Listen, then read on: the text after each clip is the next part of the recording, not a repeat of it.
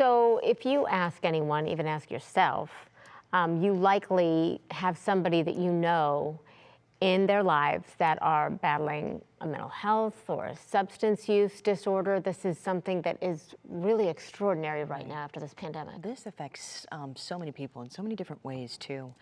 It's a common occurrence before, during, and now after the pandemic, just as you mentioned. But these days, it's clear it's getting much worse, and many simply don't know where to turn for help. Yeah, senior health correspondent Monica Robbins does have a few ideas to start. Was young, I got prescribed Vicoprofen for an oral surgery that I had. Aaron Mark's story echoes thousands. But for me, it was kind of like grabbed hold of me. And within a really short period of time, I became addicted to them. But like many, Aaron's addiction escalated. Next thing you know, I'm alone and I'm, IV drug user within a short period of time. Substance use disorders are common.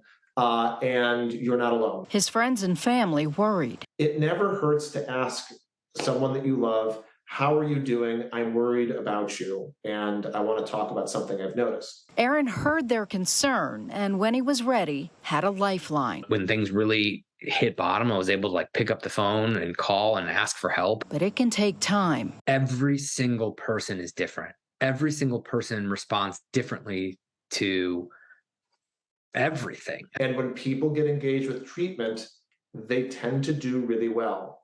The biggest problem we have is getting people engaged in treatment. But there are efforts to make it easier. This summer, the National 988 Mental Health Helpline opened as a portal to resources. It's a number people can use for substance use disorder problems of any kind or mental illness problems of any kind. If you or a loved one might need help, Dr. Runnels advises keeping a list of local resources and make that first call, even if it's just for information. And I often say to people, take the first next step. It's hard to know where this journey is going to go, but it never hurts to go sit down with someone and just get an assessment. The pandemic showed us a glaring need for more mental health professionals.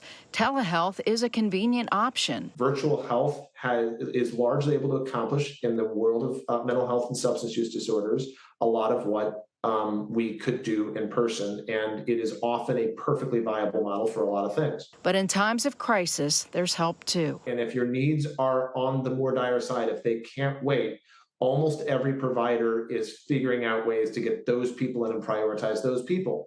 Aaron, now 18 years in recovery, has a wife, a successful career, a strong support network, and uses his experience to help others and beat the stigma. I'm not ashamed of my experience. I don't hide from my experience.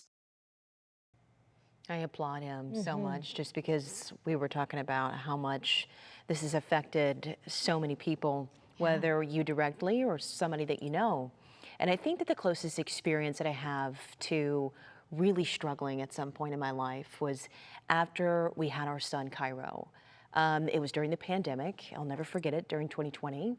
I just had him, and it was a dark time. Yeah. And I think I was struggling with facing that it was mental illness and some postpartum depression that I was battling, just because I'd never experienced something that was so gut-wrenching and dark before. And I struggled to seek help.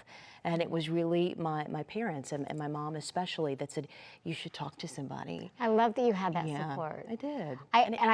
I do. I think that it's because I have gone through it myself as well. And there's that shame that's attached to it that keeps you from trying to get better, and because you don't want to say it out loud. You feel like if I say it out loud, it's real, but it's real anyway. And I kind of learned that, sometimes you're given a mountain so you can show other people that it can move. And we should not be ashamed of wanting to get better, because that's what we're made for. We're made to get better, and we're made to show people that we can do it, and if we can do it, you can do it. And thank God for telehealth, because they're making it so much more accessible, and yet it can still be private on your part, so you can make that call and not feel like it's just you. I promise you it's not just you. That's right. And speaking for moms too, you can't help anybody else if you don't help yourself. Moms, parents out there, that's very important too. Got to take care of ourselves so we can take care of our kids. That's right. No doubt.